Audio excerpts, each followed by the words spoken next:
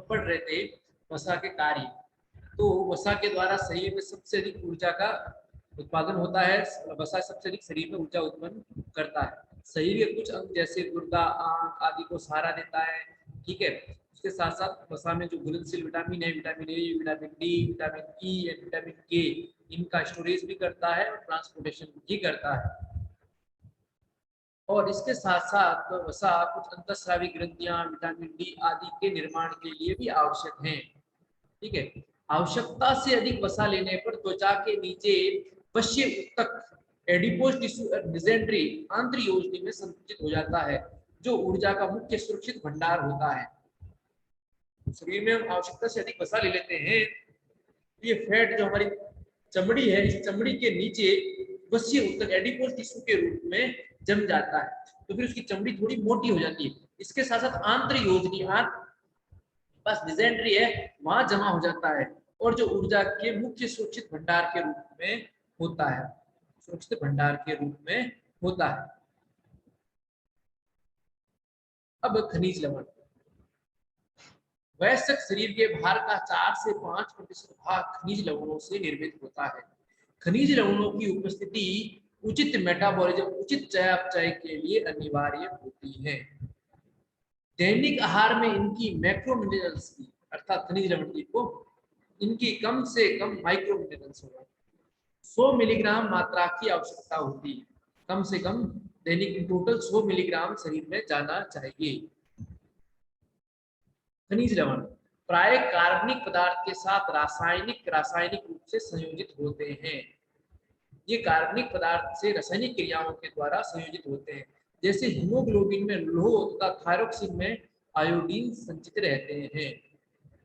ठीक है, हीमोग्लोबिन में लोहा और थायरोक्सिन में आयोडीन संचित रहते हैं। ये खनिज लवण जितने भी तत्व हैं उसमें कैल्शियम, मैग्नीशियम, फास्फोरस, आयोडीन, लोहा, ठीक है ना, ये सब के सब खनिज लवण में आते हैं। तो कैल्शियम, दूध के उत्पाद सोयाबीन, बादाम, मूली, गोभी के पत्ते, गाजर, अंजीर, दालें, ये सब कैल्शियम के स्रोत हैं।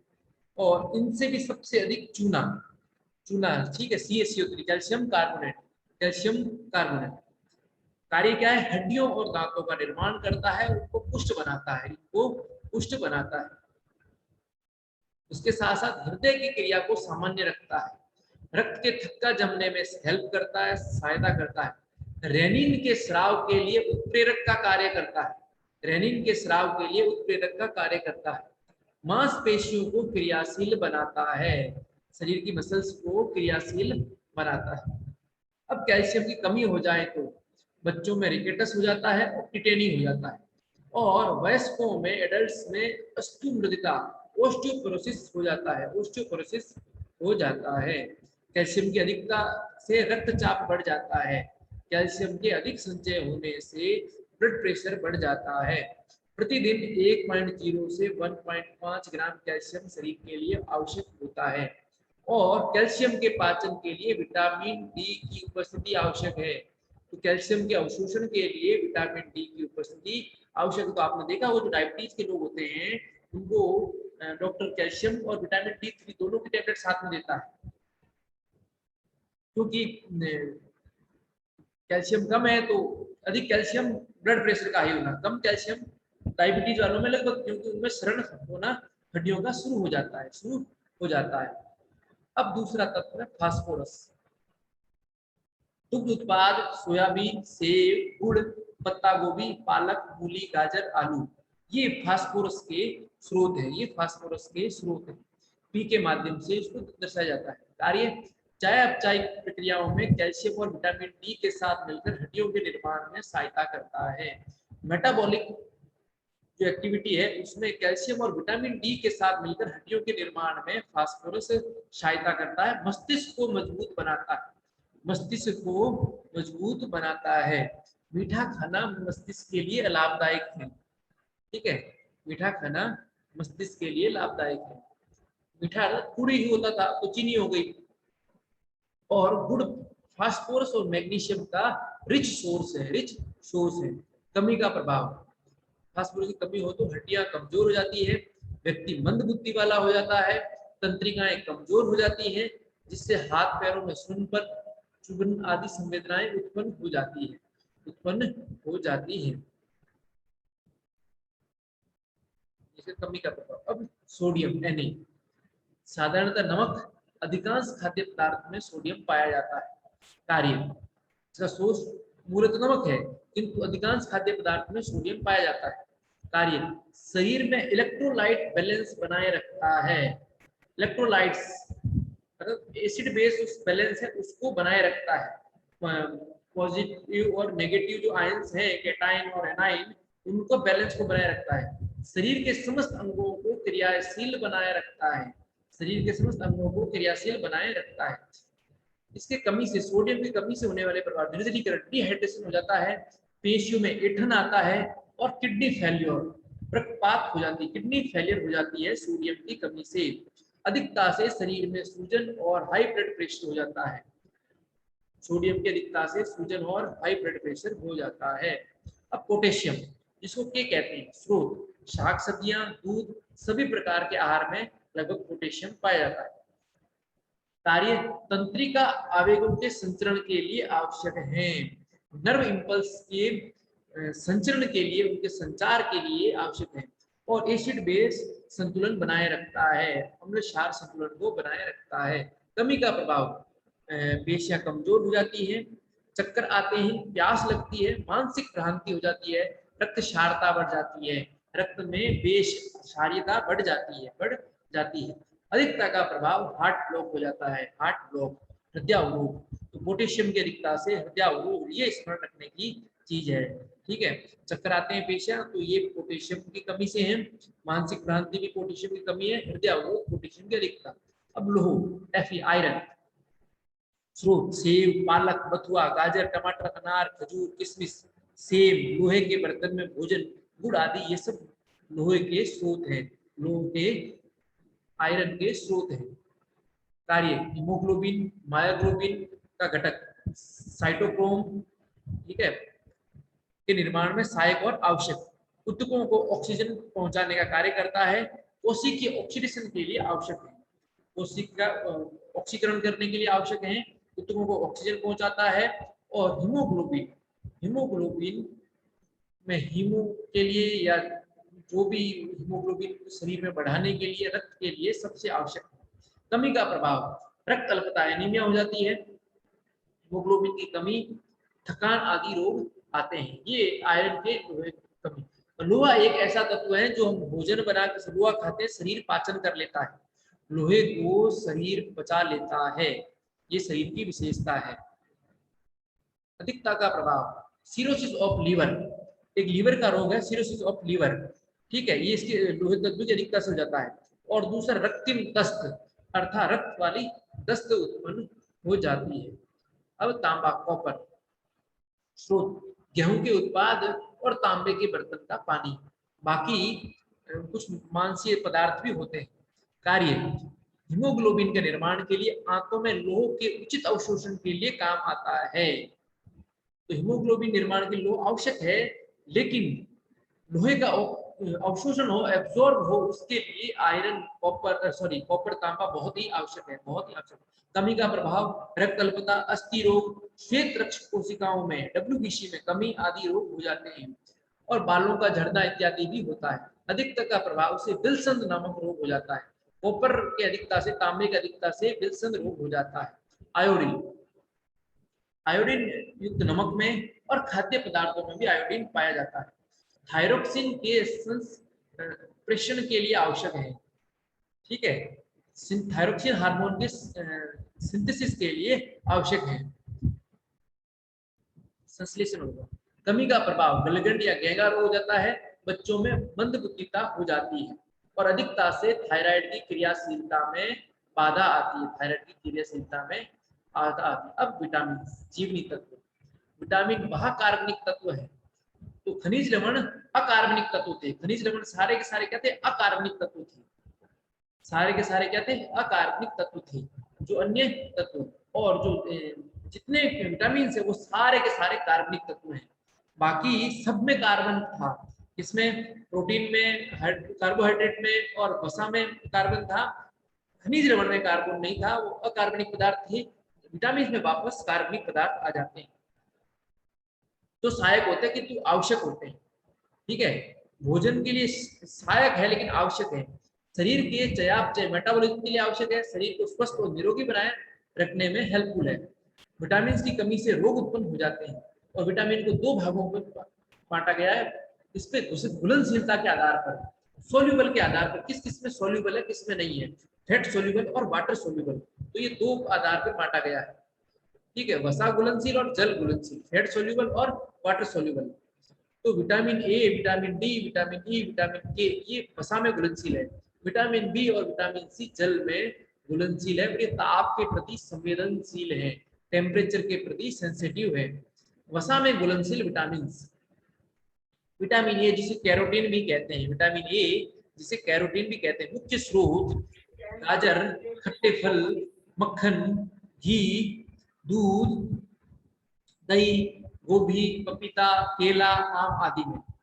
कैरोटीन वनस्पतियों की जड़ों में पाया जाता है, इसलिए गाजर इसका सबसे मुख्य स्रोत है। तो गाजर एक अपने आप में जड़ है, गाजर अपने आप में क्या है, जड़ है। गाजर मूलीय जड़ीय पदार्थ हैं। कार्य, विटामिन ए का जो संग्रह होता है, स्टोरेज होता है, वो लीवर में होता है, यकृत में होता है। ठीक है, और विटामिन के का जो अवशोषण है वो आंत में होता है, वो आंत में होता है। अस्थियों की वृद्धि के लिए इसका कार्य आवश्यक है, प्रजनन कार्यों में हेल्पफुल है, शरीर की ग्लैंड से ग्रंथियों को क्रियाशील बनाए रखता है, शरीर की संक्रमण से रक्षा करता है, आंखों के रंजन के लिए निर्माण कार्य करता है, त्वचा, बाल, नख, अस्थियों एवं दृष्टि को स्वस्थ रखता है, स्वस्थ रखता है। तो शरीर के संक्रमण से रक्षा करता है, आंखों के रंजक के निर्माण का कार्य करता है, त्वचा, ठीक है, बाल, नख, अस्थियां एवं दृष्टि को स्वस्थ रखने में इसका कार्य है, विटामिन ए का कार्य है।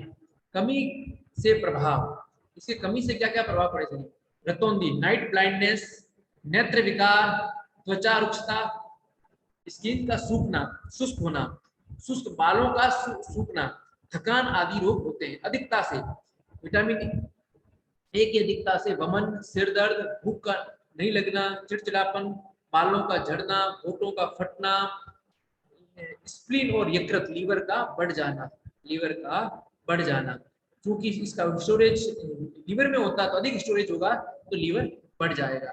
ये था विटामिन ए। अब दूसरा है विटामिन डी, इसका नाम है एंटी रेकेटिक विटामिन, एंटी रेकेटिक विटामिन।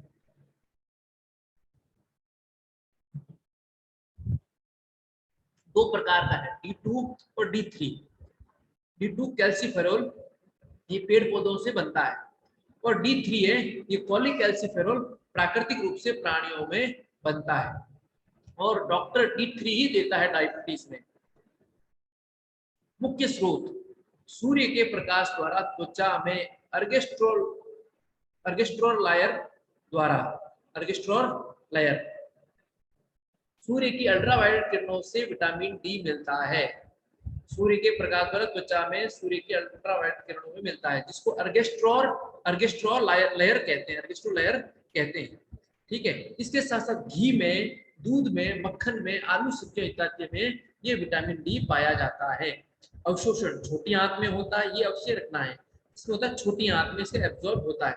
मुख्य कार्य शरीर की वृद्धि, अस्थियां, बोन्स की वृद्धि, दांतों की वृद्धि रखने का कार्य करता है। अस्थि भवन के लिए हृदय क्रिया को सामान्य बनाए रखता है, बोन क्लासिफिकेशन के लिए हृदय क्रिया को सामान्य बनाए रखता है। पाचक नली से कैल्शियम एवं फास्फोरस के अवशोषण को बढ़ावा देता है, पाचक नली से कैल्शियम एवं फास्फोरस के अवशोषण को बढ़ावा देता है। स्वस्थ अस्थियों के लिए, अच्छी रोग प्रतिरोधक क्षमता के लिए विटामिन डी बहुत ही आवश्यक है। स्वस्थ अस्थियां और अच्छी रोग प्रतिरोधक क्षमता के लिए विटामिन डी बहुत ही आवश्यक है। कमी के प्रभाव, बाल अस्थि विकार, रिकेटस, वयस्कों में अस्थि मृदुता, ये किस खनिज लवण की कमी से हो रहे थे, कोई बताएगा? दोनों ही, रिकेटस और ऑस्टियोमेलेशिया, अस्थि मृदुता। कैल्शियम और हाँ, फॉस्फोरस। कैल्शियम, ठीक है, इसको रखना। दंत शरण, दांत का शरण। दस्त, अनिद्रा, नर्वसनेस आदि रोग हो जाता है, आदि रोग इससे हो जाता है। अधिकता का प्रभाव वमन, दस्त, वजन में कमी, कैल्सिफिकेशन, गुर्दे का खराब हो जाना इत्यादि, ठीक है, इत्यादि ये इसके अधिकता से रोग है, अधिकता। अब अगला है विटामिन ई। विटामिन ई मुख्य स्रोत दुग्ध उत्पाद, हरी पत्तेदार सब्जियां, अंकुरित गेहूं, संतरा, मूंगफली, नारियल और जैतून का तेल, और जैतून का तेल अवशोषण इसका भी छोटी आंत में, इसका भी छोटी। और स्टोरेज वश्य ऊतकों में, वश्य ऊतकों में फैटी एसिड में इसका होता है। कार्य, लाल रक्त कोशिकाओं को टूटने और हीमोग्लोबिन को प्लाज्मा में मुक्त होने से रोकता है। लाल रक्त कोशिकाओं को टूटने से रोकता है, हीमोग्लोबिन को प्लाज्मा में मुक्त होने से रोकता है।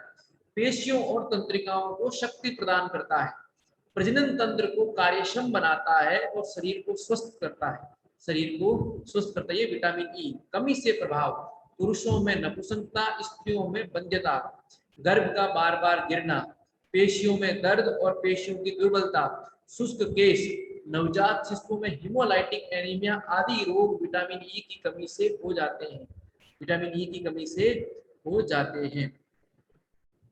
विटामिन के, फाइलोक्विनोन, फाइलोक्विनोन, ठीक है, अवशोषण छोटी आंत में, और इस छोटी आंत में इसके लिए बाइल का स्राव होना आवश्यक है, पित्त का स्राव होना आवश्यक है। मुख्य स्रोत हरी गहरे रंग की सब्जियां, गाजर, टमाटर, सोयाबीन, पनीर इत्यादि ये विटामिन के मुख्य स्रोत हैं। कार्य, तीव्र गति से शरीर को स्वस्थ बनाने में, रक्त का थक्का जमने में, रक्तस्राव विरोधी कारक के रूप में है, चोट लग जाए रक्त बहता तो उस रक्त को रोकने में इसका सबसे महत्वपूर्ण है। कमी के प्रभाव से रक्तस्रावी रोग, रक्त का थक्का नहीं छूट जाता है और रक्त पित्त हो जाता है, रक्त पित्त, रक्त में पित्त अधिक हो जाता है, रक्त पित्त उछल जाने से फोड़े फुंसियां इत्यादि हो जाते हैं। अधिकता से क्या हो जाती है, पीलिया, रक्त अल्पता, जठरांग संबंधित समस्याएं हो जाती है। विटामिन के की अधिकता से अधिक होगा तो शरीर में क्या होगा, पित्त अधिक होगा, जिसमें पित्त अधिक होगा तो पीलिया होना ही होना, क्यों, लीवर उसी से संबंधित है, पित्त से ही संबंधित है, तो लीवर की प्रॉब्लम से ही एक पीलिया इत्यादि होता है। अब जल में घुलनशील vitamin, vitamin C, ascorbic acid कहते हैं, खट्टे फल, गोदूध, गाय का दूध, आंवला, फलियां, लाल फल, हरी पत्तेदार सब्जियां, सलजम, फूल गोभी इत्यादि। मुख्य कार्य, ऑक्सीकरण के लिए कार्य करता है, कोलेजन का निर्माण करता है, लौह तत्वों का आंतों द्वारा अवशोषण में सहायक होता है, लौह तत्वों का आंतों में अवशोषण हो इसके लिए विटामिन सी आवश्यक है। रोग प्रतिरोधक क्षमता बढ़ाने में, अस्थियों एवं दांतों के निर्माण में सहयोग करता है, घावों को भरने में, टूटी हड्डियों को जोड़ने में सहायक, लाल और श्वेत रक्त कोशिकाओं की परिपक्वता के लिए, मैच्योरिटी के लिए आवश्यक होता है, के लिए आवश्यक होता है। कमी से प्रभाव, स्कर्वी रोग, रक्त अल्पता, जोड़ों में दर्द, रोग प्रतिरोधक क्षमता में कमी आदि रोग हो जाते हैं। और अधिकता से गुर्दे में पथरी बन जाती है, पथरी रोग का हो जाता है, पथरी रोग का हो जाता है।